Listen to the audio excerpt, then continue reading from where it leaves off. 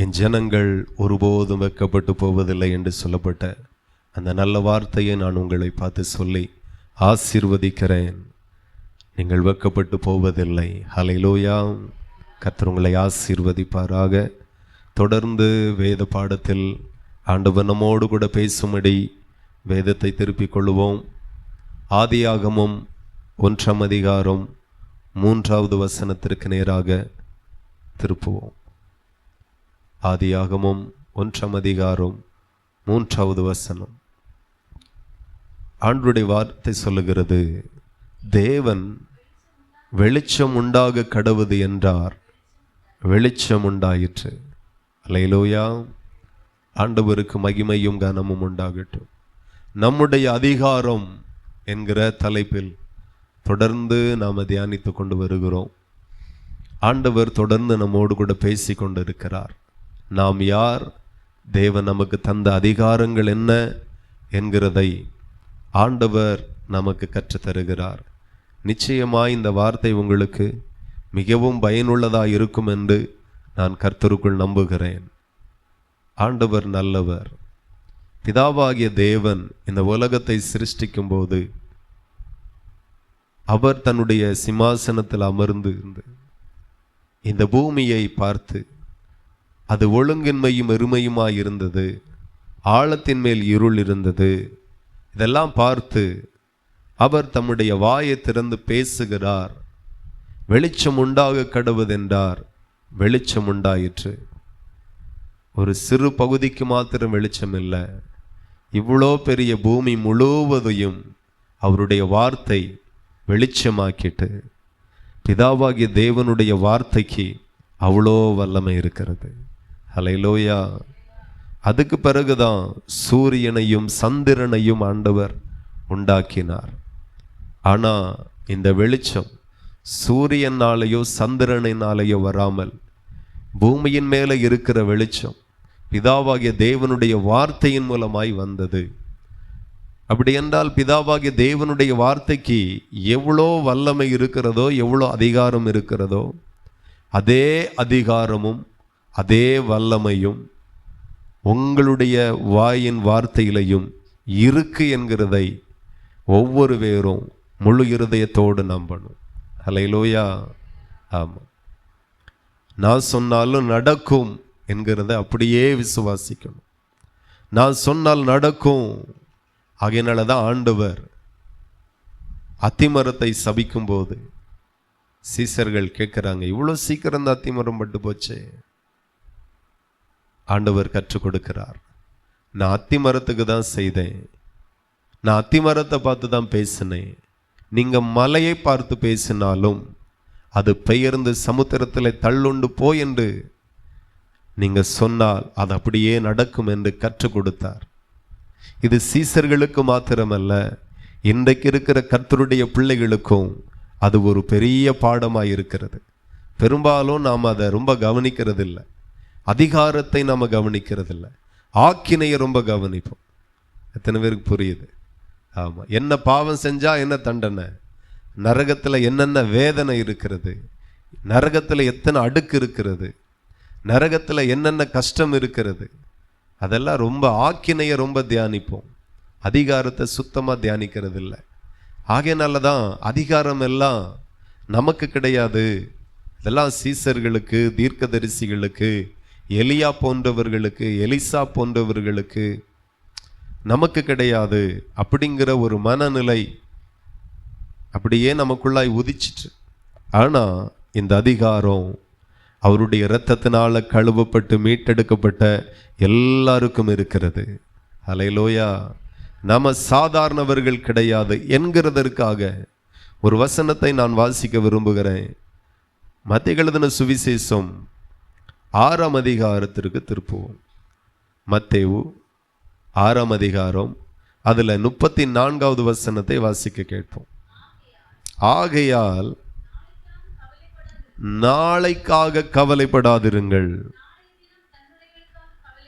நாளைய தினம் தன்னுடையவைகளுக்காக கவலைப்படும், அந்த நாளுக்கு அதினதின் பாடு போதும். ஆமென். ஆண்டவர் சொல்லுகிற வார்த்தை நல்லா கவனிங்க. அதுல ஒரு விசேஷமான வார்த்தை இருக்கிறது. என்ன வார்த்தை அப்படின்னா, நாளைக்காக கவலைப்படாதிருங்க, நாளை தினம் தன்னுடையவைகளுக்காக கவலைப்படும். எத்தனை பேருக்கு புரியுது? ஆனா நாம் அதை அப்படியே தலைகீழ செய்வோம். நாளைக்காக நம்ம கவலைப்பட்டுட்டே இருப்போம். ஆனா ஆண்டவர் என்ன சொல்லுகிறார்? நாளைக்காக நீ கவலைப்படாதே, நாளைய தினம் தன்னுடையவைகளுக்காக கவலைப்படும். அப்போ நீங்க நினைக்கிறீங்க, நாளைக்கு என் பிள்ளைக்கு என்ன செய்வேன், என் குடும்பத்துக்கு என்ன செய்வேன், கடனுக்கு என்ன செய்வேன், தேவைகளுக்கு என்ன செய்வேன், பலகீனத்தில் இருக்கிறேன், எந்த பிள்ளை பார்க்கும், எந்த பிள்ளை விசாரிக்கும், எந்த பிள்ளை உதவி செய்யும், நான் என்ன செய்ய போறேன், இப்படி நாளை தினத்தை குறித்து, நாளை மறுநாள் தினத்தை குறித்து, அடுத்த வாரத்தை குறித்து, அடுத்த மாசத்தை குறித்து, அடுத்த வருஷத்தை குறித்து, நிகழ்காலத்தை குறித்து, வருங்காலத்தை குறித்தெல்லாம் ஒரே கவலை. சில ஆளுக்கெல்லாம் நினைச்சு படுத்த தூக்கமே வராத அளவுக்கு கவலை. என்ன செய்வேன் அப்படின்ட்டு. ஆனா ரட்சிக்கப்பட்ட தேவ பிள்ளையை பார்த்து தேவன் சொல்லுகிறார், நாளைக்காக நீ கவலைப்படாதிரு, நாளை தினம் தன்னுடையவைகளுக்காக கவலைப்படும். எத்தனை பேருக்கு புரியுது? இந்த மேன்மையை ஆண்டவர் உலகத்தானை பார்த்து சொல்லல, தேவனுடைய பிள்ளைகளாகிய உங்களையும் என்னையும் பார்த்து கதை சொல்லியிருக்கிறார். கரங்களை தட்டி தேவனை மகிமைப்படுத்துவோம். ஹல்லேலூயா. நாளை தினம் உங்களுக்காக கவலைப்படுமா? நாளை தினம் எனக்காக கவலைப்படுமா? என் பிள்ளைக்காக கவலைப்படுமா? நாம மேன்மையானவர்கள், நாம விசேஷித்தவர்கள். ஒவ்வொரு இடத்திலையும் நாம கவனித்து வாசித்தால் நாம் சாதாரணவர்கள் கிடையாது, நாம விசேஷித்தவர்கள். அதை ஒவ்வொரு இடத்திலையும் வசனத்தின் மூலமாக நம்ம உணர்வடைய வேண்டும். நான் நம்புகிறேன், நம்முடைய அதிகாரம் என்ன என்கிறதை நாம முழுசா ஆழமாய் தியானிப்போமையானால் நம்ம உணர்வுகளில மாற்றங்கள் வரும், சிந்தையில மாற்றங்கள் வரும், பார்வையில மாற்றங்கள் வரும், பேச்சில மாற்றங்கள் வரும், நடக்கைகளில, கிரியைகளில முழு வாழ்க்கையும் மொத்தமா மாறப்போகிறது. ஹல்லேலூயா. கர்த்தர் மாற்றுவாராக. இந்த அதிகாரத்தை ஆண்டவர் எப்போ தந்தார் அப்படின்னா, இந்த வசனத்தை மட்டும் நீங்க வாசித்து மனசுல வச்சுக்கோங்க. நாளைக்காக நான் இனி கவலைப்பட மாட்டேன், எனக்காக நாளை தினம் கவலைப்படும். அந்த அளவுக்கு நீங்களும் நானும் தேவனால் விசேஷித்தப்பட்டவர்களாய் மாற்றப்பட்டு இருக்கிறோம். எல்லாம் இயேசுவால் இந்த பாக்கியம், அவருடைய இரத்தத்தினால் இந்த பாக்கியம், அவருடைய தெரிந்து கொள்ளப்பட்டவர்களாய் இருக்கிறபடினால் இந்த பாக்கியம் நமக்கு கிடைச்சிருக்கிறது. இவ்வளவு மேன்மையை தந்த நமக்கு ஆண்டவர் இந்த அதிகாரங்களையும் தந்திருக்கிறார். இப்போ ஆதியாகமம் 1ஆம் அதிகாரத்திற்கு திருப்புவோம். ஆதியாகமம் 1ஆம் அதிகாரம், அதுல 27 வாசிப்போம். ஆதியாகமம் 1ஆம் அதிகாரம் 27. தேவன் தம்முடைய சாயலாக மனுஷனை சிருஷ்டித்தார், அவனை தேவ சாயலாகவே சிருஷ்டித்தார், ஆணும் பெண்ணுமாக அவர்களை சிருஷ்டித்தார். பின்பு தேவன் அவர்களை நோக்கி, நீங்கள் பலுகி பெருகி பூமியை நிரப்பி அதை கீழ்ப்படுத்தி. அல்லேலூயா. பூமி என்ன செய்யணுமா? நீங்க கீழ்ப்படுத்தணுமா? கீழ்ப்படுத்தணும். அந்த அதிகாரத்தை ஆண்டவர் ஆதாம் ஏவல் நாட்களிலேயே ஆண்டவர் நமக்கு தந்திருக்கிறார். ஆண்டவர் சொல்லுகிறார், அதை கீழ்ப்படுத்தி சமுத்திரத்தின் மச்சங்களை, ஆகாயத்து பறவைகளையும், பூமியில் மேல் நடமாடும் சகல ஜீவ ஜந்துக்களையும் ஆண்டு கொள்ளுங்கள் என்று சொல்லி தேவன் அவர்களை ஆசீர்வதித்தார். அல்லேலூயா. எத்தனை பேருக்கு புரியுது? இந்த பூமியின் மேல் உங்களுக்கும் எனக்கும் ஒரு அதிகாரம் இருக்கிறது. அல்லேலூயா. ஆமா, ஒரு அதிகாரத்தை ஆண்டவர் ஆதாம் ஏவாள் நாட்களிலே தந்துட்டார். இன்னைக்கு நாம இரத்தத்தினால கழுவப்பட்ட சந்ததிகளாய் இருக்கிறோம். இந்த பூமியில் மேல் எனக்கு ஒரு அதிகாரம் இருக்கிறது. இந்த பூமியை கீழ்ப்படுத்துகிற ஒரு அதிகாரம் எனக்கு இருக்கிறது. ஆண்டவர் சொல்லுகிற ஆண்டு கொள்ளுங்கள் என்று சொல்லி தேவன் அவர்களை ஆசீர்வதித்தாராம். புசிக்கிற ஆசீர்வாதம், குடிக்கிற ஆசீர்வாதம், வாழுகிற ஆசீர்வாதம், இப்படி அநேக ஆசீர்வாதங்களை கர்த்தர் சபைக்கு தந்திருக்கிறார். அதே போல அன்றைக்கே ஆண்டு கொள்ளுங்கள் என்று சொல்லுகிற ஒரு ஆசீர்வாதத்தை மனுஷன் மேல அன்றைக்கே கர்த்தர் தந்தார். அல்லேலூயா. ஆதாம் அவனுடைய பாவத்தினால அதை இழந்தான். ஆனா பிந்தின ஆதாம் ஆகிய இயேசு கிறிஸ்து மூலமா அந்த மேன்மை நமக்கு திரும்பி இருக்கிறது. ஹல்லேலூயா. கர்த்தர் இந்த பாக்கியத்தை ஆண்டவர் நமக்கு தந்திருக்கிறார். ஒவ்வொரு தேவனுடைய பிள்ளைகளும் விசுவாசிக்க வேண்டும். இந்த பூமியை கீழ்ப்படுத்துகிற ஒரு அதிகாரம் எனக்கு இருக்கிறது. இன்றைக்கு நேற்றைக்கு கொடுக்கப்பட்ட அதிகாரமோ வல்லமை அல்ல. ஆதாம் ஏவாள் நாட்களிலேயே மனு குலத்திற்கு தேவனால் கொடுக்கப்பட்ட அதிகாரம். அது எப்போதுமே நம்முடைய இருதயத்தில் இருக்கணும். இந்த பூமியில எனக்கு ஒரு அதிகாரத்தை ஆண்டவர் தந்திருக்கிறார். ஆண்டு கொள்ளுங்கள், ஆண்டு கொள்ளுங்கள், கீழ்ப்படுத்துங்கள். இந்த அதிகாரத்தை கர்த்தர் பல ஆயிரம் வருடங்களுக்கு முன்பதாக ஆண்டவர் தந்திருக்கிறார். அதை ஒவ்வொரு தேவனுடைய பிள்ளைகளை விசுவாசிக்க வேண்டும். அதே போல நீங்க கவனித்தீர்களானால் மார்க் எழுதின சுவிசேஷத்துக்கு திரும்புவோம். மார்க் 16ஆம் அதிகாரம் 17 இருந்தே வாசிக்க கேட்போம். விசுவாசிக்கிறவர்களால் நடக்கும் அடையாளங்களாவன, என் நாமத்தினாலே பிசாசுகளை துரத்துவார்கள், நவமான பாஷைகளை பேசுவார்கள், சர்ப்பங்களை எடுப்பார்கள், சாவுக்கேதுவான யாதொன்றை குடித்தாலும் அது அவர்களை சேதப்படுத்தாது, வியாதிஸ்தர்கள் மேல் கைகளை வைப்பார்கள், அப்பொழுது அவர்கள் சொஸ்தமாவார்கள் என்றார். ஹல்லேலூயா. இயேசு கிறிஸ்து பரமேறி போகிற அந்த கடைசி நேரத்தில் இந்த ஒரு அதிகாரத்தை சொல்லிட்டு போயிருக்கிறார். கவனிங்க, இந்த அதிகாரம் எல்லாம் சீசர்களுக்கு மட்டும் கிடையாது, அன்றைக்கு இருந்த அப்போஸ்தலர்களுக்கு மட்டும் கிடையாது. ஆண்டவர் யாரை பார்த்து சொல்லுகிறார் அப்படின்னா, விசுவாசிக்கிறவர்களால் நடக்கும் அடையாளங்கள் இதெல்லாம் என்று ஆண்டவர் சொல்லுகிறார். அப்போ விசுவாசத்தினால அதிகாரம் செயல்படுகிறது. விசுவாசம். அன்றைக்கு ஆண்டவர் ஆதாம் ஏவாளுக்கு தன்னுடைய வார்த்தையின் மூலமாக அதிகாரப்படுத்தி கொடுத்தார். பூமியை ஆண்டு கொள்ளுங்கள், கீழ்ப்படுத்துங்கள் அப்படின்று. அன்றைக்கு அவர்களுக்கு அன்னைக்கு இருந்த துஷ்ட மிருகங்கள் எல்லாம் அடங்கி இருந்துச்சு. இன்னைக்கு இந்த அதிகாரம் எப்படி செயல்படும் என்றால், ஆண்டவர் சொல்லுகிறார், விசுவாசத்தினால அதிகாரம் செயல்படும். விசுவாசிக்கிறவர்களினால நடக்கிற அடையாளங்கள். ஒரு மனுஷன் என்னை விசுவாசிப்பானானால் அவன் பிசாசுகளை துரத்துவான், நவமான பாஷைகளை பேசுவான், சர்ப்பங்களை எடுப்பான், சாவுக்கு எதுவான யாதொன்றை குடித்தாலும் அது அவர்களை சேதப்படுத்தாது, வியாதிஸ்தர்கள் மேல் கைகளை வைப்பார்கள், அப்பொழுது அவர்கள் சொஸ்தமாவார்கள். எப்பேரிப்பட்ட வியாதியாயிருந்தாலும் விசுவாசிக்கிறவர்களுக்கு ஒரு அதிகாரத்தை இயேசு கிறிஸ்து கொடுத்துட்டு போயிருக்கிறார். எப்பேரிப்பட்ட வியாதியாயிருந்தாலும் அது சுகமாகும். அல்லேலூயா. இது தேவன் நமக்கு தந்திருக்கிற அதிகாரம். இதை நாம விசுவாசிக்கணும். எப்பவுமே பார்த்தீங்கன்னா, எந்த இடத்துல விசுவாசம் தோல்வியா போகுது, எந்த இடத்துல விசுவாசத்தால நமக்கு ஒரு காரியமும் நடக்காம போகுது அப்படின்னு நீங்க கவனித்தீர்களானால், இஸ்ரவேல் ஜனங்கள் 40 ஆண்டுகள் ஒரே ஒரு பாடத்தை மட்டும் சரியா புரிஞ்சிக்காம, சரியா கற்றுக்கொள்ளாம அவங்க வாழ்க்கையே தோல்வியா போயிட்டு. அது என்ன பாடம் அப்படின்னா, விசுவாசம் என்கிற பாடம் கடைசி வரைக்கும் மண்டைக்கு ஏறவே இல்லை.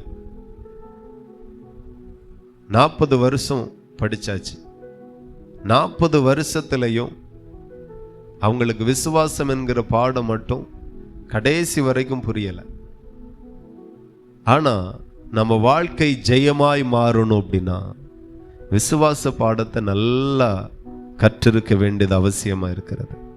இந்த அதிகாரம் எல்லாம் எதின் அடிப்படையில் செயல்படும் அப்படின்னா விசுவாசம் தான் அதுக்கு மூல காரணம். விசுவாசம் இல்லாம எந்த அதிகாரத்தையும் பயன்படுத்த முடியாது. விசுவாசம் ரொம்ப முக்கியம்.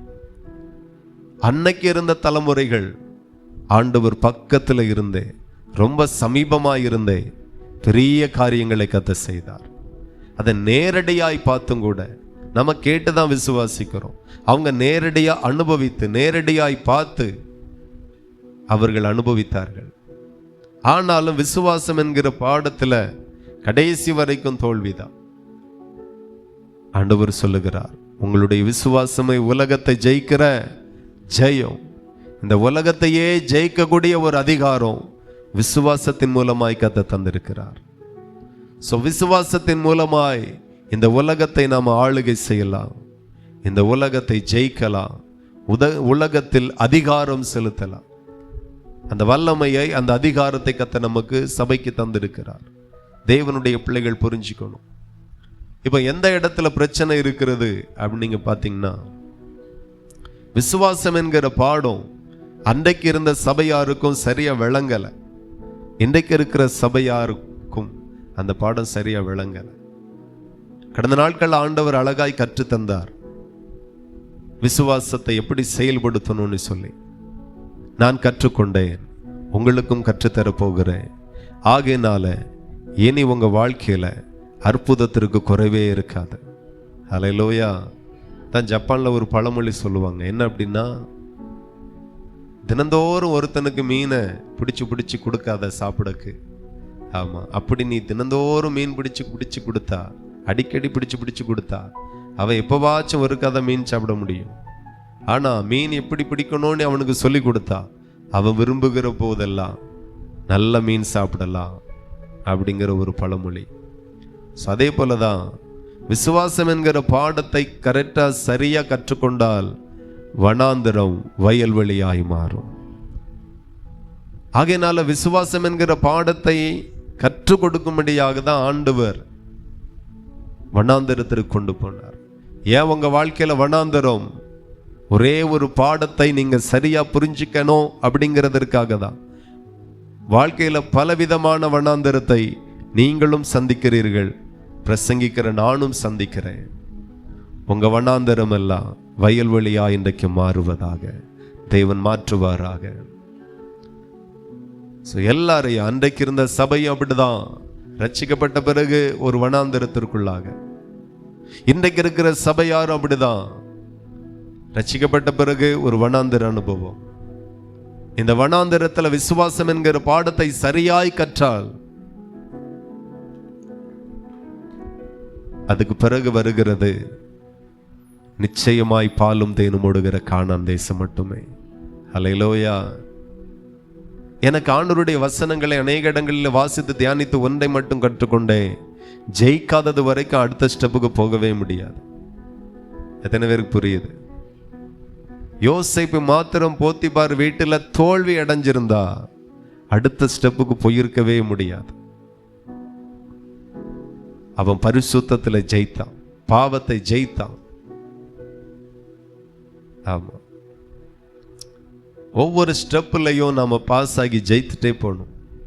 ஆண்டவர் சொல்லுகிறார், ஜெயம் கொள்ளுகிறவன் எவனோ அவனுக்கு விடுவெள்ளி நட்சத்திரத்தை கொடுப்பேன். ஜெயிக்கணும். அவன் ஜெயிக்காதது வரைக்கும் உயர்வு இல்லை. 40 நாளுல கானான் தேசத்திற்கு போயிருக்கணும், அதிகபட்சம் அவ்வளவுதான் ஆகும்.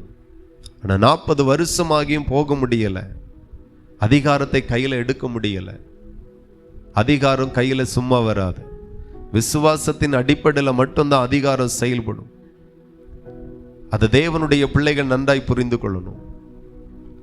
நீங்க கற்றுக்கொள்ளுங்க விசுவாச பாடத்தை குறித்து. ஆண்டவர் எனக்கு எப்படி கற்றுத்தந்தார் அப்படின்னா, இந்த இஸ்ரவேல் ஜனங்கள் பண்ணின தவறு என்ன அப்படின்னா, ஒரு அற்புதத்தை பார்க்கும்போது அதுக்கு பிறகு தேவனை துதிப்பார்கள், ஸ்தோத்திரம் பண்ணுவார்கள். எங்கிருந்து தான் பாடல் வருமோ தெரியல, ஒரு பெரிய பாடலை பாடி கத்தர ஆரவாரம் பண்ணி ஆராதிச்சு பயங்கர ஆர்ப்பாட்டமா இருக்கும். அதுக்கு பிறகு உடனே அடுத்த ஒரு பாடு, உடனே அதை பார்த்த உடனே இதுக்கா இங்க வந்தோம், எகிப்தில கல்லறை இல்லையா இங்க கொண்டு வந்திய, அங்க நாங்க நல்லா தானே இருந்தோம், எதுக்கு எங்களை கொண்டு வந்திய, ஒரு முறுமுறுப்புக்குள்ள வருவாங்க. முறுமுறுக்கிற விசுவாசி அதிகாரத்தை இழப்பார்கள், அவிசுவாசிக்கிற விசுவாசி அதிகாரத்தை இழப்பார்கள். ஒவ்வொரு இடத்துலையும் மாறாவில் கொண்டு போய் விடுகிறார். தண்ணீர் இல்லை, கொஞ்சம் தூரத்தில் கொஞ்சம் தண்ணீர் இருந்தது, போய் பார்த்து டேஸ்ட் பண்ணி பார்த்தா கசப்பு. நம்ம ஊரில் உப்பு, அந்த ஊரில் கசப்பு. என்ன செய்ய? வாயில வச்ச உடனே ஏண்டா எகிப்திலிருந்து வந்தோம், ஏண்டா எகிப்திலிருந்து வந்தோம். அந்த தண்ணீரை டேஸ்ட் பண்ண உடனே என்ன சொல்லியிருக்கணும் அப்படின்னா, இந்த தண்ணீரை தான் கர்த்தர் மதுரமாய் மாற்ற போகிறார். கொஞ்சம் பொறுமையா இருந்திருக்கலாம், ஆனா இருக்கல. அவங்க என்ன பண்ணிட்டாங்க? உடனே முறுமுறுத்து, நான் அப்பவே நினைச்சேன், ஆமா அப்பவே சொன்னேன், இங்க வந்திருக்க கூடாது. என்ன செய்ய? எப்ப பார்த்தாலும் அவனுக்கு ஒரு பின்மாற்றமான நினைவுகள். நாம ஒரு தலைவனை ஏற்படுத்தி மறுபடியும் எங்க போயிடுவோம்? எகிப்துக்கு போயிடுவோம். கானான் வேண்டாம், வழியெல்லாம் பிரச்சனை. அதிகாரம் சும்மா வெளிப்படாது, நீங்க தான் செய்யணும். நீங்க செய்கிறத தேவன் விரும்புகிறார். விசுவாசம் இல்லாதவர்களிடத்துல இருந்து தேவனுடைய மகிமை வெளிப்படாது, வல்லமை வெளிப்படாது. இந்த அதிகாரத்தை செயல்படுத்த விசுவாசம் தேவை. அப்ப ஆண்டவர் என்ன கற்று தந்தார் அப்படின்னா, ஆண்டவர் சொல்லுகிறார், சாதாரணமா நீ துதிக்கும் போது, ஸ்தோத்திரம் பண்ணும் போது, கர்த்தரை மகிமைப்படுத்தும் போது, அதே போல ஒரு சூழ்நிலையை பார்க்கும் போதும் இது நன்மையாய் மாறும், அற்புதமாய் மாறும். நீ பேசணும் வாயை திறந்து. நம்ம பாடல்ல விசுவாசம் இருக்கு, ஜெபத்துல விசுவாசம் இருக்கு, துதியில விசுவாசம் இருக்கு, ஆராதனைக்கு போகிறதுல விசுவாசம் இருக்கு, ஆராதிக்கிறதுல விசுவாசம் இருக்கு. இப்ப சூழ்நிலை ரொம்ப மோசமான ஒரு சூழ்நிலையை பார்க்கிறோம்.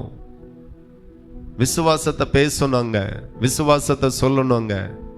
அந்த சூழ்நிலை மோசமான சூழ்நிலை, மோசமான தோல்வி, மோசமான நெருக்கம், மோசமான இழப்பு, அதை பார்த்த உடனே நமக்கு விசுவாசமாகி வார்த்தை வரல, அங்க முறுமுறுப்பு வருது. இப்படி ஆயிப்போச்சு, ஐயோ. இந்த மாதிரியான வார்த்தை தான் பெரிய அற்புதத்தை தடை பண்ணுகிறது என்று கர்த்தர் சொன்னார். எத்தனை பேருக்கு புரியுது? எதை பார்த்தாலும் அற்புதமா மாறும். சூழ்நிலை பார்க்க நல்லாவே இருக்காது, ரொம்ப கஷ்டமா இருக்கும், ரொம்ப மன உளைச்சலா இருக்கும், இருக்கட்டும். ஆனா இதே சூழ்நிலையில் தான் தேவன் நமக்கு பெரிய காரியத்தை செய்ய போகிறார். அதை ஒவ்வொரு முறையும் பேசணும். பேசாதது வரைக்கும் காரியம் உருவாகாது. ஆண்டவர் வெளிச்சம் உண்டாக கடவுது என்று சொல்லி பேசினார், அது உருவாகிற்று. நாம பேசணும். நீங்க கவனித்தீர்களானால் தானியேல்ல நம்ம வாசிக்கிறோம். அப்போ அங்க இருக்கிற சாத்ராக், மேஷாக், ஆபேத்நேகோ என்கிற அந்த 3 பேரும் ராஜாவுக்கு முன்பதாக நிற்கிறார்கள். தானியேல் 3ஆம் அதிகாரம் 16 நம்ம வாசிக்கிறோம். ராஜாவை நோக்கி, நேபுகாத் நேச்சாரே, இந்த காரியத்தை குறித்து உத்தரவு சொல்ல எங்களுக்கு அவசியம் இல்லை. துமுறா பேசுறாங்க பாருங்க. இந்த துமுறு இருதயத்திலிருந்து வரல, தேவன் மேல வைத்த விசுவாசத்திலிருந்து வருது. அல்லேலூயா. திமிரு மாம்சத்திலிருந்து வரக்கூடாது, விசுவாசத்திலிருந்து வரலாம். எத்தனை பேருக்கு புரியுது? அல்லேலூயா. ஆமா, பணத்திலிருந்து திமிரு வரக்கூடாது, விசுவாசத்திலிருந்து வரலாம். ஆமா, பராக்கிரமத்தில் இருந்து திமிரு வரக்கூடாது, அவர் மேல வைக்கிற விசுவாசத்திலிருந்து வரலாம். தப்பு இல்லை. ராஜாவை பார்த்து திமிரா பேசுற ராஜாவை, இந்த காரியத்தை குறித்து உமக்கு உத்தரவு சொல்ல எங்களுக்கு அவசியம் இல்லை. எவ்வளவு திமிரா வருது பாருங்க. ஒரு ராஜாவுக்கு முன்பதாக நேருக்கு நேர் இப்படி பேச முடியுமா? என்ன விசுவாசம், விசுவாசம், ரொம்ப தைரியம். சூழ்நிலைகளில் நீங்க பேசணும். என்ன பேசுறீங்களோ அது உங்களுக்காக உருவாக்கப்படுகிறது. எத்தனை பேர் நம்புறீங்க? நீங்க என்ன பேசுறீங்களோ அதுதான் உங்க வாழ்க்கையில உருவாகுது. நாசமா போச்சு அப்படின்னு சொல்லுங்க, சொல்லிதான் பாருங்களேன். இது எங்க உருப்படோன்னு சொல்லி பாருங்க. அதுதான் உங்களுக்கு பிளேட்ல ரெடியா இருக்கும். நிறைய நேரத்தில் நமக்கு வரக்கூடிய ஆபத்தெல்லாம் இப்படிதான், வாயின் வார்த்தையில. தவளை தன் வாயினால கெடும். உங்களை தவளைன்னு சொல்லல, அதுக்கு பொதுவா அப்படி சொல்லும்.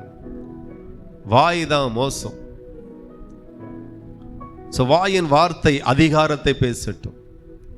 தேவன் மேல இருக்கிற விசுவாசம். அவர் பேசினார், வெளிச்சம் உண்டாயிற்று. நீங்க பேசினாலும் வெளிச்சம் உண்டாகும். எத்தனை பேருக்கு இந்த விசுவாசம் இருக்கிறது? நான் பேசுவேன். நீங்க பேசாம இருக்கிறது தான் உங்க வீழ்ச்சிக்கு காரணம். அற்புதம் நடக்காமல் போனதற்கு அதுதான் காரணம். ஜெபித்தா கூட சூழ்நிலை மாறாது, பேசினா சூழ்நிலை மாறும். அல்லேலூயா. ஆமா, நீ என்னை 7 நேரம் போய் சமுத்திர முகமாய் பாரு, எலியா சொல்லி அனுப்புகிறான். வேலைக்காரன் ஓடுறான். பார்ப்போம். போய் பார்க்கும்போது கையளவு மேகம் எழும்பிற்று. அல்லேலூயா. ஆமா, பேசணும். ஜெப நேரம் குறையக்கூடாது. ஆனா ஜெபத்தில் நடக்காத அற்புதம் வாயின் வார்த்தையில் அதிகமாய் நடக்கும் என்கிறதை ஒரு காலமும் மறவாதிருங்க. குடும்பத்தில் பிரச்சனையா, பெரிய சமாதானமும் பெரிய ஆறுதலும் வரப்போகிறது. பண கஷ்டமா, கர்த்தர் செழிப்பை தரப்போகிறார்.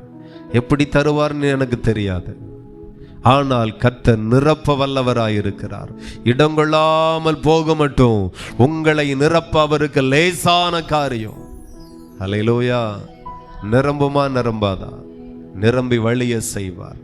அது தேவனுக்கு லேசான காரியம். சூழ்நிலைகளில் பேசுங்க. அதுதான் உங்களுக்கு தேவன் தந்த அதிகாரம்.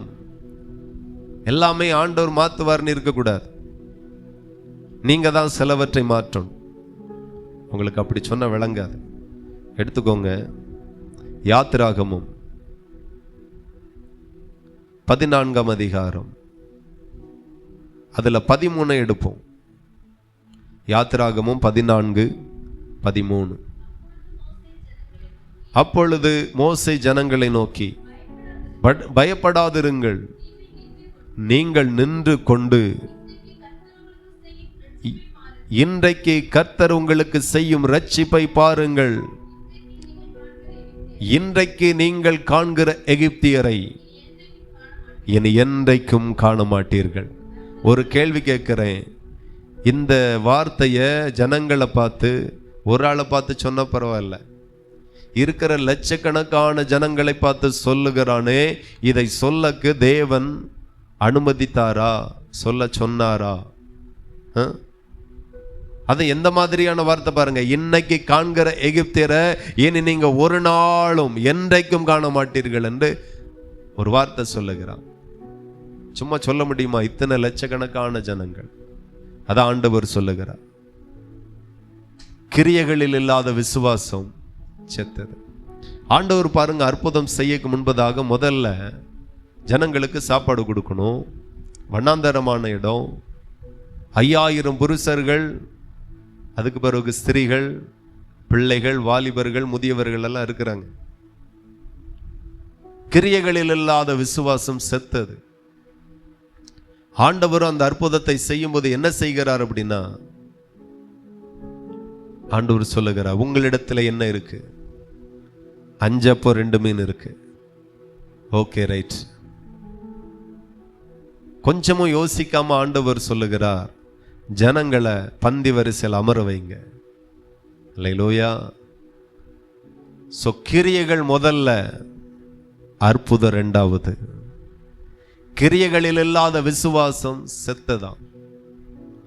அதுக்கு பிறகு இருக்க அப்பத்தை எடுத்து ஸ்தோத்திரம் பண்ணி கொடுக்கிறார். ஜெபித்து வைக்க வைக்க பெருகிட்டே இருக்கிறது. அல்லேலூயா. கிரியைகளில் இருக்கணும். வாயின் வார்த்தைகள் அந்த காலத்தில் இருந்து, அதாவது ஆதி ஆகமத்தில் இருந்து வெளிப்படுத்தல் வரைக்கும் சொல்லப்பட்ட எல்லா பரிசுத்தவான்களும் எல்லா தீர்க்கதரிசிகளும் தன்னுடைய அதிகாரத்தை, வல்லமையை வெளிப்படுத்தின விதத்தை நாம கற்றுக்கொண்டா நம்ம வாழ்க்கையிலையும் அற்புதங்கள் லேசாய் நடக்கும், அசாதாரணமாய் நடக்கும். ஸோ என்ன கவனிக்க வேண்டும், இந்த இடத்துல ஒரு பெரிய சபைக்கு ஒரு அறிவிப்பு வருகிறது. என்ன அறிவிப்பு? இன்றைக்கு காண்கிற எகிப்தியரை இனி என்றைக்கும் காண மாட்டீர்கள் என்று மோசே என்கிற கர்த்தருடைய தாசன் தீர்க்கதரிசி தலைவன் சொல்லுகிறார். ஸோ பேசுறாரு. ஆண்டவர் இதை சொல்லல, நான் சொல்லுகிறேன். ஆண்டவர் சொல்லாட்டியும் ஆண்டவர் மேல இருக்கிற அந்த விசுவாசத்துல நீங்க சொன்னா நடக்கும். அல்லேலூயா. அதுதான் உங்களுடைய அதிகாரம். ஆனா இவன் சொல்லிட்டான்.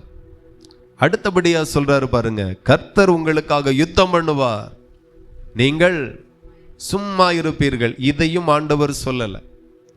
மோசேக்கு அடுத்து என்ன நடக்க போகிறதுன்னே தெரியாது, ஆனாலும் தீர்க்கதரிசி தான்.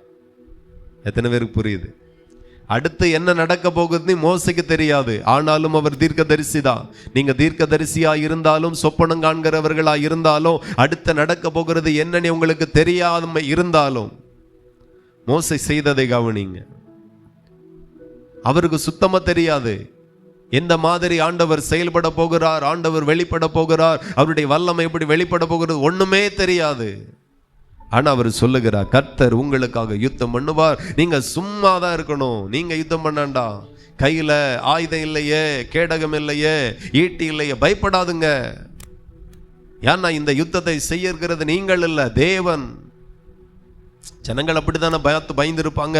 முன்னாடி செங்கடல், பின்னாடி எகிப்தின் சேனை மறுபடியும் யுத்தத்திற்கு கங்கணம் கட்டி வருகிறாங்க. கையில ஒண்ணும் இல்லை, எப்படி யுத்தம் செய்ய போகிறோம், என்ன நடக்கும் கலங்கி கொண்டு இருக்கும்போது சரியான வார்த்தையை சொல்லுகிறான். இந்த வார்த்தை, இவன் சொன்ன ஒவ்வொரு வார்த்தை நீங்க கவனித்தீர்களானால் எதுவும் தேவனால் அருளப்பட்ட வார்த்தைகள் இல்லை.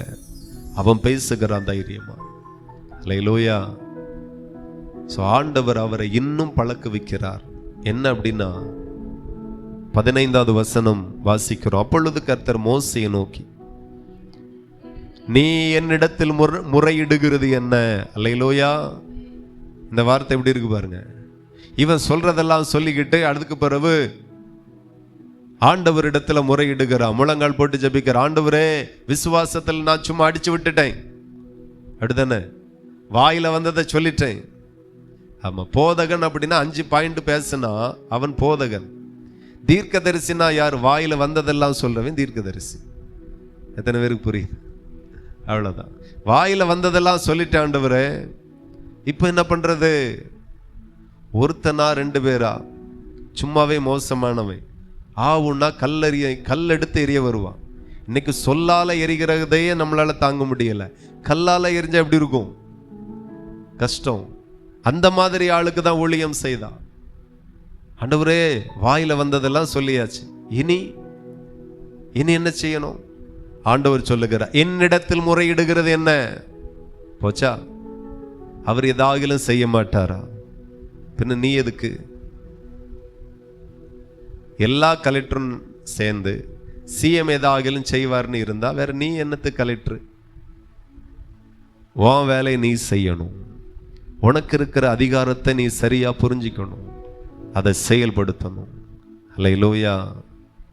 அதுதான் ஆண்டவர் அடுத்த கட்டத்திற்கு மோசேயை நடத்துகிறார். என்ன நடத்துகிறார்? நீ என்னிடத்தில் முறையிடுகிறது என்ன? புறப்பட்டு போங்கள் என்று இஸ்ரவேல் புத்திரருக்கு சொல். அல்லேலூயா. ஆமா, இவ்வளவு சொல்லிட்டா அடுத்த ஸ்டெப் நீ சொல்ல வைக்கிறார்.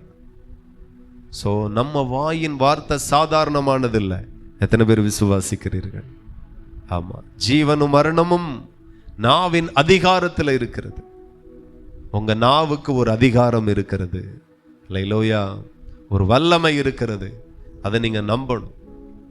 மோசேயை பார்த்து ஆண்டவர் சொல்லுகிறார், புறப்பட்டு போங்கள் என்று இஸ்ரவேல் புத்திரருக்கு சொல்லு. நீ என்ன நோக்கி முறையிடுகிறது என்ன? உனக்கு அந்த அதிகாரம் இருக்கிறது, உனக்கு அந்த அதிகாரம் இருக்கிறது.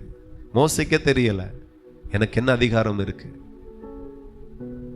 ஆண்டவர் சொல்லுகிறார், நீ உன் கோலை ஓங்கி உன் கையை சமுத்திரத்தின் மேல் நீட்டி சமுத்திரத்தை பிளந்து விடு.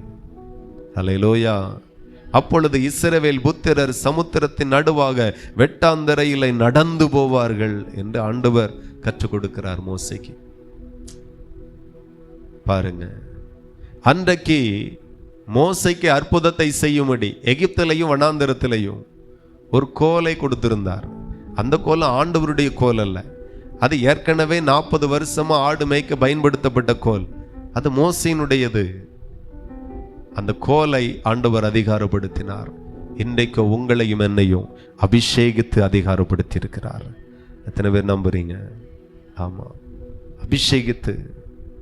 அடிமைதனத்தின் ஆவியை நமக்கு தராமல் அப்பா பிதாவே என்று சொல்லுகிற புத்திர ஸ்வீகாரத்தின் ஆவியை கர்த்தர் நமக்கு தந்து அதிகாரப்படுத்தி இருக்கிறார். அதை முதல்ல நீங்க நம்பணும், அதை முதல்ல நீங்க விசுவாசிக்கணும். நிறைய பேருக்கு அந்த விசுவாசம் வரல. இப்படி ஒரு அதிகாரம் நமக்கு இருக்கு என்கிறதே நிறைய பேருக்கு உணர்வுபூர்வமா வரல. மோசே பேசினார், ஆண்டவரும் பேச வைத்தார். என்னை நோக்கி முறையிடுகிறது என்ன என்று சொல்லி கேள்வி கேட்டார். மோசேக்கு அது புதுசா இருந்துச்சு. எல்லாமே ஆண்டவர் செய்வார், ஆண்டவர் செய்வார். அந்த கண்ணோட்டம் மாறட்டும். நீங்களும் செய்யும்படி கர்த்தர் அந்த அதிகாரத்தை தந்திருக்கிறார். அந்த அதிகாரம் எது மூலமாய் வெளிப்படும்? விசுவாசத்தின் மூலமா. அற்புதம் செய்கிற கோல் உங்களுக்குள்ளாய் இருக்கிற விசுவாசம் என்கிற கோல். அதை வைத்து அநேக அற்புதம், அநேக அதிகாரங்கள் வெளிப்படும். அதை தான் ஆண்டவர் மோசேக்கு கற்றுக் கொடுத்தார். கையில் என்ன இருக்கு? கோல் இருக்கு. சமுத்திரத்தை பிளந்து விடு. அப்படியே இந்த தானியேல் புஸ்தகத்துக்கு வருவோம். ராஜாவுக்கு முன்பதாக நிற்கிற வாலிபர்கள் சொல்றாங்க, இந்த காரியத்தை குறித்து உமக்கு உத்தரவு சொல்ல எங்களுக்கு அவசியம் இல்லை. தானியேல் 3:16. அவசியம் இல்லை. ராஜாவை பார்த்தே ரஃபா பேசுறாங்க. ஏன்? அவருக்கு தெரியும், இந்த ராஜாவை காட்டிலும் நான் ஆராதிக்கிற ராஜாதி ராஜா கர்த்தாதி கர்த்தர் மிகவும் பெரியவர். அவருடைய சித்தம் இல்லாம என் தலையில இருந்து ஒரு முடி கூட தரையில விழ வைக்க ராஜாவின் அதிகாரம் பத்தாது. நான் அவ்வளவு பெரியவரை நம்புகிறேன். யாரு சொல்லி கொடுத்தா? அந்த அறிவு இருக்கு பாருங்க. அடுத்து சொல்றாங்க, நாங்கள் ஆராதிக்கிற எங்கள் தேவன் எங்களை தப்புவிக்க வல்லவராயிருக்கிறார். அவர் எரிகிற அக்கினி சூளைக்கும் ராஜாவாகிய உம்முடைய கைக்கும் நீங்களாக்கி விடுவிப்பார். வார்த்தை வருது. அற்புதத்தை பார்க்கணும்னா வார்த்தை அற்புதமாக இருக்கணும். நிறைய பேருடைய வார்த்தையில விடுதலை இல்லை. ஆகையினால்தான் வாழ்க்கையில விடுதலை இல்லை. வார்த்தையை திருத்துங்க. இந்த சாத்ராக் மேசேக் பேசினது போல, நாங்கள் ஆராதிக்கிற எங்கள் தேவன் எங்களை தப்புவிக்க வல்லவராயிருக்கிறார். பேசணும். நீங்க பேசுகிறது தான் உங்க வாழ்க்கையில நிஜமாக மாற போகிறது. எத்தனை பேருக்கு சரியா புரியுது? பிள்ளைகளுக்கெல்லாம் நீங்க பேசணும். நடக்குமா? இந்த ஆண்டவர் கற்று தந்தார். ஆராதிக்கும் போது விசுவாசம் இருக்கு, பாடும்போது விசுவாசம் இருக்கு, ஜெபம் பண்ணும்போது விசுவாசம் இருக்கு, வேதத்தை வாசிக்கும் போது விசுவாசம் இருக்கு. ஆனா அதுக்கு பிறகு விசுவாசம் இருக்குதா அப்படின்னா இல்ல. சூழ்நிலையை பார்க்கும்போது விசுவாசம் இருக்கிறதா? ஆண்டவர் சொல்லுகிறார், நீ மலையை பார்த்து பெயர்ந்து சமுத்திரத்திலே தள்ளுண்டு போய் என்று சொன்னாலும் அது அப்படியே நடக்குமா? கடுகளவு விசுவாசம் இருந்தாலும் மலையே பெயர்ந்து சமுத்திரத்தில் தள்ளுண்டு போகும். அப்ப கடுகளவு விசுவாசம். மலை போன்ற பிரச்சனையை பார்க்கும்போது கடுகு போன்ற விசுவாசம் இருந்தாலும் அந்த விடுதலை உங்க வாழ்க்கையில வரும். நமக்கு மலையை பார்த்த உடனே வேர்த்து பிரஷர் ஏறி தலை சுத்தி எடுதன. அல்லேலூயா.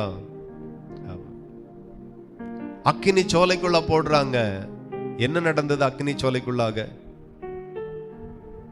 அப்படியே உலாவுறாங்க எல்லாரும். அல்லேலூயா. அக்கினி சோலைக்குள்ள வாக்கிங் போனாங்கன்னு நினைக்கிறேன். அடுத்தன போட்டிருக்கு, வாசிங்க.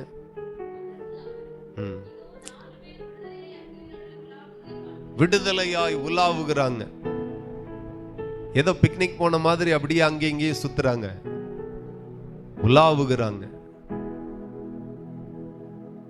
தேவனுடைய பிள்ளைகள் கவனிக்கணும். என்ன பேசுறீங்களோ அதுதான் நிஜமாய் மாறும், அற்புதமாய் மாறும், விடுதலையாய் மாறும், ஆசீர்வாதமாய் மாறும். ஒண்ணுமே இல்லை அப்படின்னால இல்லைன்னு சொல்லாதுங்க. இதையே கர்த்தர் பெருக பண்ணுவார். இன்றைக்கு பெருக பண்ணுவார். சொல்லுகிறதை சொல்லிருங்க. அந்த நாள் அவைகளுக்காக கவலைப்படும். ஐயோ சொல்லிட்டான், இனி செஞ்சு கொடுக்கணுமே. அல்லேலூயா. சில ஓனர் சொல்லுவாங்க, இன்னைக்கு இந்த வேலை அவ்வளவு முடிச்சிருக்கணும் சொல்லிட்டு அவரு போயிடுவார். அதுக்கு பிறகு கவலை யாருக்கு தான் இருக்கும்? ஓனருக்கு இருக்காது. ஐயோ சொல்லிட்டு வந்தா முடிச்சானா முடிக்கலையா, அந்த கவலை ஓனருக்கு இருக்காது. வேலை செய்கிறவனுக்கு தான் இருக்கும். ஐயோ சொல்லிட்டு போயிட்டாரு எஜமான், முடிக்கணுமே. நாளை தினம் கவலைப்படும். நீங்க கவலைப்பட வேண்டியதில்லை. சோ நம்ம 3 பேரை போட்டோம், ஆனா 4 பேர் அக்னி நடுவில் விடுதலையாய் உலாவுகிறாங்க. விடுதலை, அக்கினி சோலைக்குள்ளாகவும் விடுதலையாயிருங்க. சோதனைகளில விடுதலையாயிருங்க. பலகீனத்துல விடுதலையாயிருங்க. சோதனைனால கட்டப்படாதிருங்கள். சோர்வுகளினால கட்டப்படாதிருங்க. அவிவிசுவாசத்தினால நீங்க கட்டப்படாதிருங்க. அக்கினி சோலைக்குள்ளாகவும் 7 மடங்கு சூடேற்றப்பட்ட அக்கினி சோலைக்குள்ளாகவும் அவர்கள் விடுதலையாய் உலாவினார்கள். விடுதலையை வச்சுக்கோங்க எப்போதுமே. பிசாசு சோர்வை கொண்டு வந்து கட்ட பாப்பான், துக்கத்தினால கட்ட பாப்பான். ஆகையினால ஆண்டவர் சொல்லுகிறார், கர்த்தருக்குள் எப்பொழுதும் சந்தோஷமாயிரு, கர்த்தரிடத்தில் மனமகிழ்ச்சியாயிரு. சோ தேவனிடத்துல எப்போதும் சந்தோஷம். பிசாசு 7 மடங்கு பிரச்சனை கொண்டு வரட்டும், 1 மடங்குக்கே இந்த சரீரம் தாங்காது. இப்ப 7 மடங்குக்கு எப்படி தாங்கும் அப்படின்னா, அவன் ஏற்கனவே பேசி இருந்தான். அல்லேலூயா. நாங்கள் ஆராதிக்கிற எங்கள் தேவன் விடுவிக்க வல்லவர் என்று பேசியிருந்தார். நீங்க இயற்கை பார்த்து பேசினா இயற்கை கீழ்ப்படியும். தேவனை பார்த்து பேசினா தேவனை உங்க வார்த்தைக்கு செவி கொடுப்பார். எத்தனை பேருக்கு புரியுது?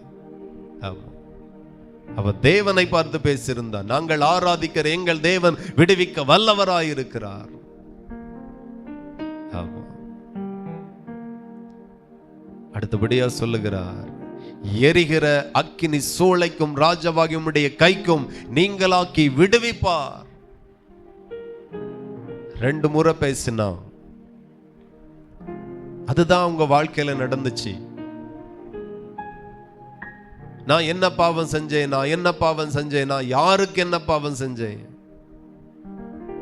ஏன் இந்த சோதனை, ஏன் இந்த வேதனை, ஏன் இந்த நெருக்கம்.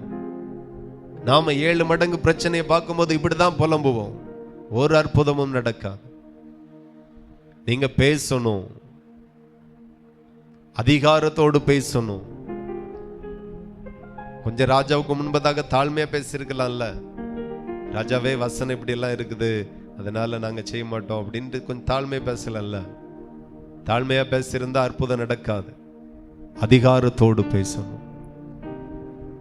எல்லாரையும் பாருங்க, என் வார்த்தையை அன்றி மழையோ பனியோ பெய்யாது. அல்லேலூயா. ஆமா, நான் சொல்லிட்டேன்னா ராஜாவே பார்த்துக்குங்க, வேற உங்களுக்கு கஷ்டம்தான், வேற மழை கஷ்டம்தான், பனி கஷ்டம்தான், அப்படி ஒரு என்ன சொல்ல நாஜுக்கா பேசல, ரஃப்பா பேசுறாரு, சாதாரணமா பேசல, ஹார்டா பேசுறாரு. என் வார்த்தையை அன்றி அதிகாரம் இருப்பதாக அதிகாரத்தோடு பேசி பழகுங்க. என் தேவன் என்னை அதிகாரப்படுத்தி இருக்கிறார். சாதாரண அழைப்பு அல்ல, உங்க மேல விசேஷ அழைப்பு இருக்கிறது. சாதாரண அபிஷேகம் இல்ல, விசேஷித்த அபிஷேகம் இருக்கிறது. நான் சாதாரணவன் கிடையாது.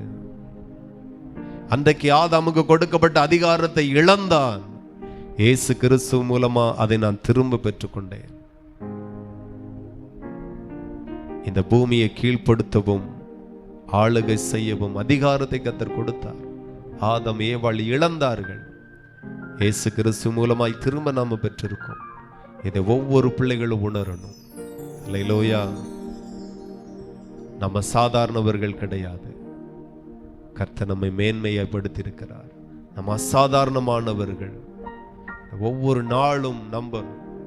நான் மறுபடியும் சொல்லுகிறேன், அவிவிசுவாசம் எங்க தெரியுமா வருது? ஜெபத்துல வரல, ஆராதனைல வரல, வேதத்தை வாசிக்கும் போது வரல, சாதாரண நாட்கள்ல வரல. நல்லா இருக்கிறோம், நல்ல விசுவாசம் இருக்குது. ஆனா 7 மடங்கு பிரச்சனையை பார்க்கும்போது, சில நெருக்கத்தை பார்க்கும்போது வருது. அந்த இடத்துல நீங்க தப்பு தப்பா பேசுறீங்க, அதனால அற்புதம் நடக்காம போகுது. விடுதலையை பார்க்க முடியல, அற்புதத்தை பார்க்க முடியல, உயர்வை பார்க்க முடியல, மேன்மையை பார்க்க முடியல. காதுல என்னென்ன தோல்விகள் வருகிறதோ தைரியமா பேசுங்க. ஹல்லேலூயா, தைரியமா பேசுங்க. இந்த நீட் எக்ஸாமை குறித்து சபையில ஒரு தாயாருடைய பேர பிள்ளை எழுதுறா. இது 2வது வருஷம். எழுதிட்டு வந்து கூட்டி கழிச்சு பார்த்தா 400 கூட தேராது. அழுகையும் புலம்பலும். அதுக்கு பிறகு ஏதோ கீவேர்டு வருமா? ஆமா, அதுலேயும் பார்த்துருக்காங்க. அதுலேயும் மார்க்கு போயிட்டு அழுதுட்டே ஃபோன் பண்ணாங்க.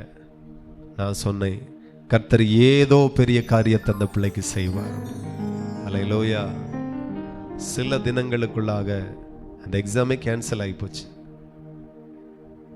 நான் சொல்லுகிறேன், இனி எழுதும்போது வெற்றி பெறுவாள். நான் ஜெபித்த 2 பிள்ளைகளும் வெற்றி பெறுவார்கள் இயேசுவின் நாமத்தில். இந்த பிஎட் படிச்ச டீச்சர்ஸ், அது என்ன டெட்டா, அந்த எக்ஸாம் சபையில் 2 பேர் எழுதினார்கள். 6வதுல 2 பேரையும் பார்த்து கர்த்தர் உங்களுக்கு ஜெயத்தை தந்து விட்டார் டிக்ளேர் பண்ணு. ஒருத்தங்க பாஸ், ஒருத்தங்க ஃபெயில். அழுகையும். ஆனா என்னுடைய வார்த்தையில் நான் உறுதியா இருந்தேன், இல்ல ஆண்டவர் உங்களுக்கு ஜெயத்தை தந்துட்டார். அவங்களும் கூட்டி கழிச்சு பார்க்குறாங்க, பாஸ் மார்க் தான்.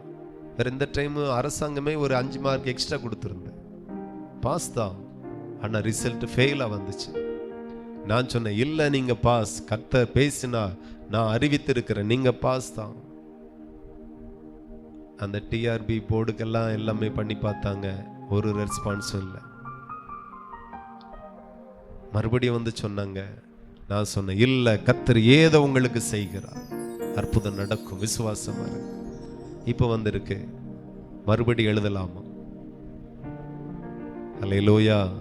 நான் சொல்லுகிறேன், பாஸ் ஆக கிருபை செய்வார், பாஸ் ஆகுவாங்க.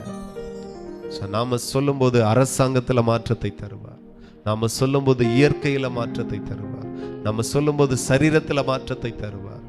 பேசக்கு என்ன கஷ்டம்? நடக்காம போயிட்டா, நடக்கலன்னா அதை குறித்தெல்லாம் நாம கவலைப்படக்கூடாது.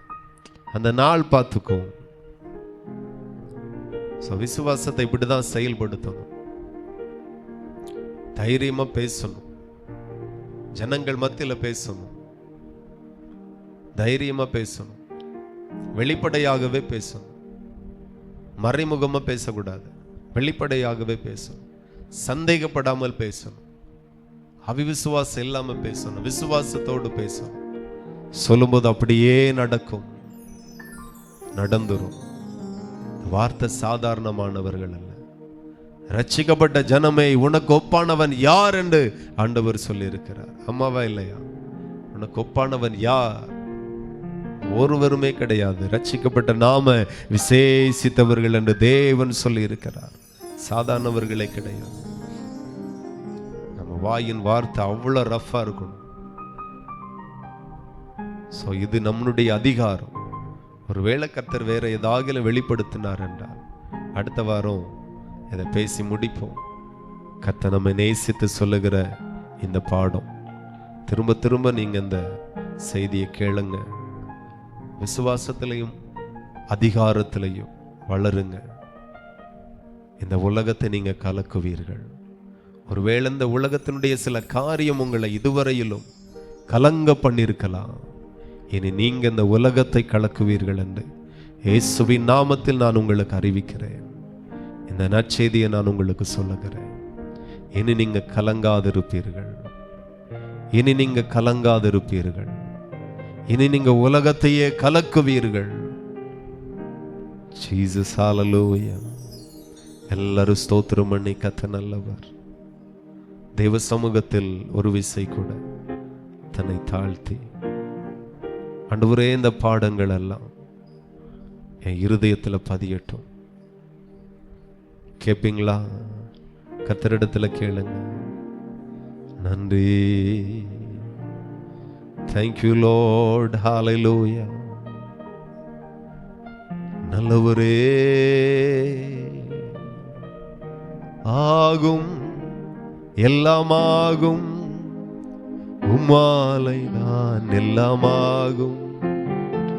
ஆகும் எல்லாமாகும், உம்மாலை தான் எல்லாமாகும். உம்மாலாகாத காரியம் ஒன்றுமில்லை, உம்மாலாகாத காரியம் ஒன்றுமில்லை. எல்லாமே உம்மாலாகும். அல்லேலூயா. எல்லாமே உம்மாலாகும். ஆகும் எல்லாமாகும், உம்மாலேதான் எல்லாமாகும். ஆகும். நல்ல கரங்களை தட்டி வறண்ட நிலத்தை நீரூற்றாய் மாற்றுபவர் நீரே ஐயா நீரே.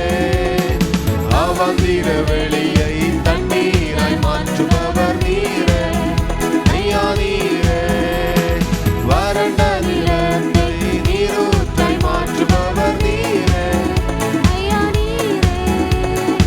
அவந்திர வெளியை தண்ணீராய் மாற்றுபவர் நீரே ஐயா நீரே.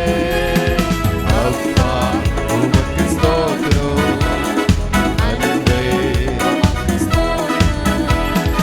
அப்பா உமக்கு ஸ்தோத்திரம், அன்பே உமக்கு ஸ்தோத்திரம். உம்மாலாகாத காரியம் ஒன்றுமில்லை, உம்மாலாகாத காரியம் ஒன்றுமில்லை. எல்லாமே உம்மாலாகும். அல்லேலூயா. எல்லாமே உம்மாலாகும். ஆகும் எல்லாமாகும், உம்மாலேதான் எல்லாமாகும். ஆகும் ரிபஷக்கடதா எல்லாமாகும். சொல்லி முடியாத அற்புதம் செய்பவர் நீரே ஐயா நீரே. எண்ணி முடியாத அதிசயம் செய்பவர் நீரே ஐயா நீரே. சொல்லி முடியாத எனக்கு அற்புதம் செய்வார். எண்ணி முடியாத அதிசயம் செய்பவர் நீரே ஐயா நீரே. அப்பா உமக்கு ஸ்தோத்திரம், அன்பே அப்பா உமக்கு ஸ்தோத்திரம், அன்பே உமக்கு ஸ்தோத்திரம். உம்மாலாகாத காரியம் ஒன்றுமில்லை, உம்மாலாகாத காரியம் ஒன்றுமில்லை. எல்லாமே உம்மாலாகும்.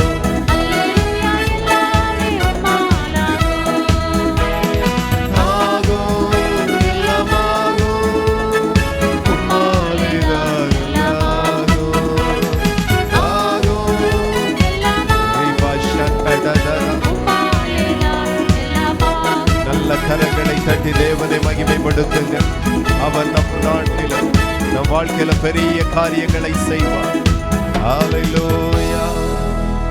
நன்றி தகப்பனே, எங்களோடு பேசின ஒவ்வொரு வார்த்தைக்காக நன்றி. ஒவ்வொரு வார்த்தைக்காக ஸ்தோத்திரம். இந்த வார்த்தை எங்களுக்குள்ளாய் உருவாகட்டும், விதைகளாக விதைக்கப்படட்டும். 30, 60, 100 மடங்காய் பலன் கொடுக்கிறவர்களாக நாங்கள் மாறணும். எங்க வாழ்க்கையில தினந்தோறும் அற்புதத்தை காணணும், அற்புதத்தை பெற்றுக்கொள்ளணும். அற்புதம் நடக்கிற மாதிரி நாங்க பேசணும். பிரச்சனைகளில் பேசணும், நெருக்கங்களில் பேசணும், போராட்டங்களில் பேசணும், இழப்புகளில், நிந்தனைகளில், அவமானங்களில், மன உளைச்சல்களில் நாங்க பேசணும். அந்த தைரியத்தையும் அந்த விசுவாசத்தையும் தேவரீர் எங்களுக்கு கொடுப்பீரா. ஆசீர்வதிங்கப்பா, வழி நடத்துங்க. இயேசுவின் நாமத்தில் ஜெபிக்கிறோம்.